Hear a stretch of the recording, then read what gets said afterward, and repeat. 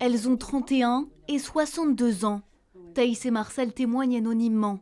Toutes les deux ont été invitées à une journée de dépistage du cancer du col de l'utérus.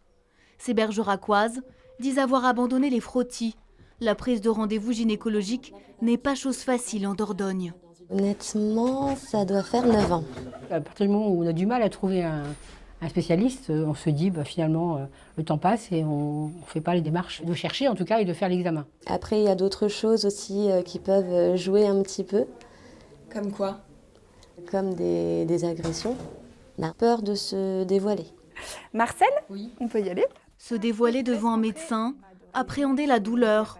Le docteur Daphnier veut rassurer. Ça, c'est l'instrument qui sert à faire le prélèvement. Donc, c'est une petite brossette, hein, c'est tout souple.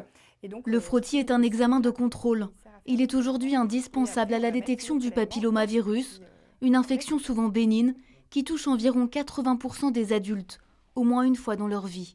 on a quand même un système immunitaire qui, normalement, dans la plupart des cas, fait qu'on arrive à l'éliminer. Mais c'est quand on n'arrive pas à l'éliminer et qui persiste pendant plusieurs années, plusieurs dizaines, 10, 15 ans, que là, oui, il peut rendre les cellules anormales et qu'il y a un cancer qui se développe. Dépister le cancer du col de l'utérus, l'assurance maladie profite de cette opération pour sensibiliser les patientes sur d'autres examens à effectuer. Dépistage du cancer du sein, une mammographie. Certaines ont négligé leur santé pendant plusieurs années. Si on ne va pas les chercher, en fait, il est clair que ces femmes ont beaucoup de mal à revenir sur le système actuel de santé.